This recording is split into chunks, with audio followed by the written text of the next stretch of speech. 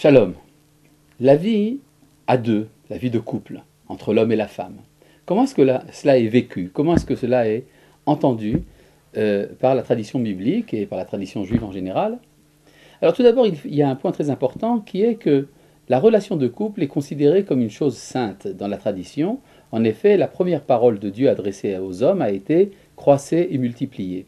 D'où une considération, disons, positive par rapport à la vie conjugale, à la sexualité entre autres. Et simplement, étant donné qu'il y a une très grande puissance de vie dans cette vie de couple, les dangers qui sont liés à une déviation par rapport au mode, disons, positif de cette vie de couple peuvent être très graves. D'où la disqualification de beaucoup de déviations possibles, telles que par exemple l'homosexualité ou l'animalité. Mais de manière générale, la vie conjugale est considérée comme sainte puisque c'est elle justement qui donne la vie. L'optimisme du judaïsme ne veut pas considérer ce qui amène la vie comme étant quelque chose de négatif, quelque chose de péjoratif. Eh bien, comment est-ce que la Torah nous parle de cette relation? Comment est-ce qu'elle s'établit? Eh bien, elle s'établit tout d'abord par le premier couple qui apparaît sous forme de ce qu'on appelle Zachar Unkeva, c'est-à-dire mâle et femelle. Et d'après la tradition midrashique, le premier homme était à la fois mâle et femelle. Évidemment, c'est une image, ce n'est pas quelque chose de biologique. Mais cela veut dire que dès le départ, il y a l'homme et sa femme, ou la femme et son homme, qui sont faits pour être ensemble. Simplement, ils étaient, c'est une image évidemment, collés l'un à l'autre, dos à dos.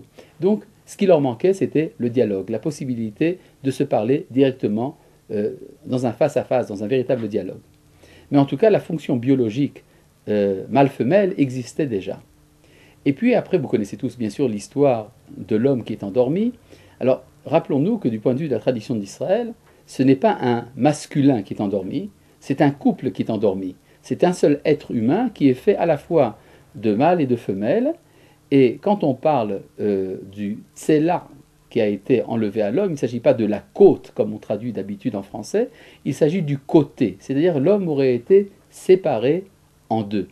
Et une fois séparé en deux, il aurait pris la conscience de sa dualité, et il s'est appelé non plus Zachar et Nekeva, mâle et femelle, mais il s'est appelé homme et femme, Ish et Isha.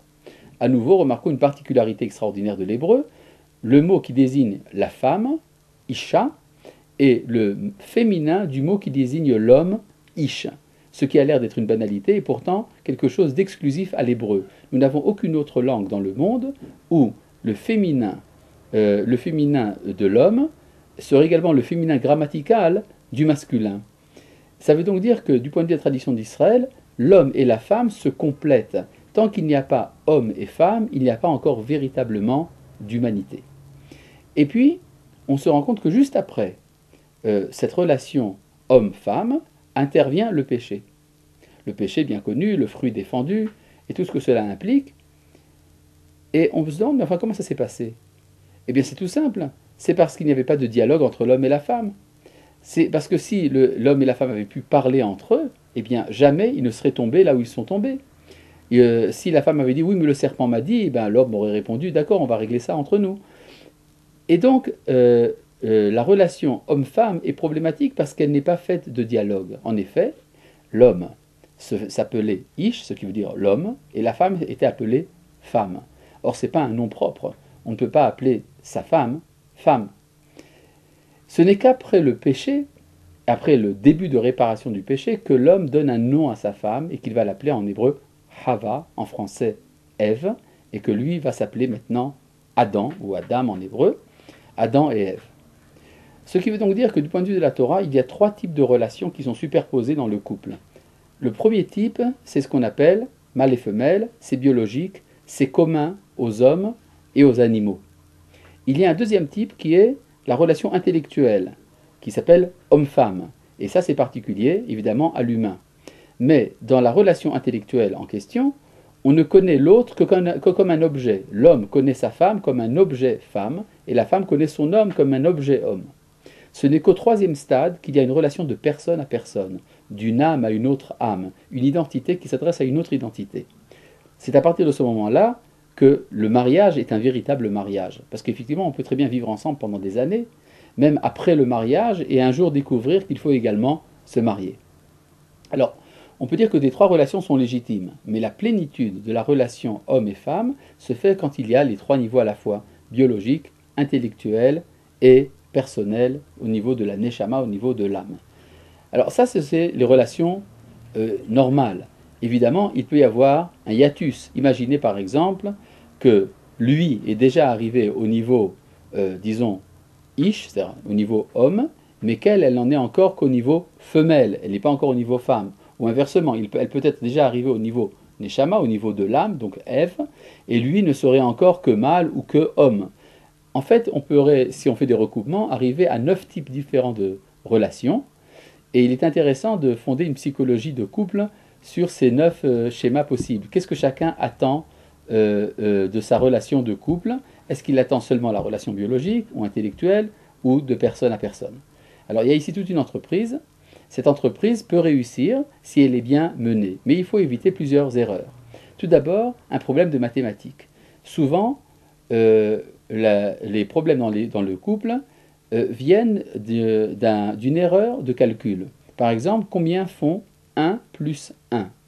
Alors, il y a à cela 3 réponses possibles, la plus superficielle et donc la plus fausse étant la réponse des mathématiciens. Pour les mathématiciens, 1 plus 1, ça fait 2. Ce qui est totalement ridicule, parce que si 1 plus 1 font 2, donc l'addition ne nous a rien fait. Nous étions 2 avant même d'être réunis ensemble. S'il y a une addition 1 plus 1, il faut bien que quelque chose de nouveau apparaisse. Donc il est absolument impensable que 1 plus 1 fasse 2. Alors il y a une autre opinion, celle des romantiques. Chez les romantiques, et c'est une opinion qui est souvent répandue dans le monde occidental, 1 plus 1, ça fait 1. Il y a une fusion totale. Mais si c'est vrai, ça veut dire que le mariage, c'est une catastrophe, parce qu'il y a eu au moins une personne sacrifiée. Ou bien peut-être les deux à la fois. Ce qui fait peur aux célibataires, c'est la peur d'avoir perdu son identité à travers la relation avec l'autre, le fait de fusionner avec une autre personne. Et donc la véritable réponse, celle qui permet une approche harmonieuse du mariage, c'est celle qui nous dit que 1 plus 1 égale 3. Parce que ça veut dire qu'il y a chacun qui garde son identité propre, son autonomie, et malgré tout, il y a ce qu'on pourrait dire une caisse commune. Il y a un point de relation qui est commun aux deux, qui permet justement de créer l'unité tout en gardant la diversité. C'est peut-être pour ça qu'on a l'habitude, lors des mariages juifs en tout cas, de mettre un dais nuptial au-dessus du marié et de la mariée. C'est comme si on voulait dire chacun reste lui-même, mais malgré tout, il y a quelque chose d'englobant qui fait qu'ils sont faits pour être ensemble. Et puis après, ça peut devenir également la présence de Dieu parmi eux. Le Talmud nous dit que si l'homme et la femme ont du mérite, eh bien il y a la présence de Dieu entre les deux, non pas sur eux, mais entre les deux, ce qui veut dire que la relation que chacun entretient envers l'autre a pour fondement le désir d'alimenter cette présence divine dans la maison. Et puis il y a également, lorsque viennent les enfants qui sont la réalisation de l'idéal d'éternité qui traverse le couple éphémère, puisque nous sommes éphémères sur cette terre, mais qu'à travers nous passent des générations éternelles. Et quand la Torah nous dit que l'homme doit s'attacher à sa femme pour devenir une seule chair, eh bien, il est intéressant de voir que la tradition orale d'Israël interprète une seule chair, c'est-à-dire l'enfant. C'est donc dans l'avenir, dans la projection vers l'avenir que se réalise l'unité du couple. C'est une manière de sortir de l'égoïsme. Il faut garder son identité propre, non pas pour recevoir quelque chose de l'autre, mais pour que nous puissions, moi et l'autre, travailler ensemble à la construction de l'avenir.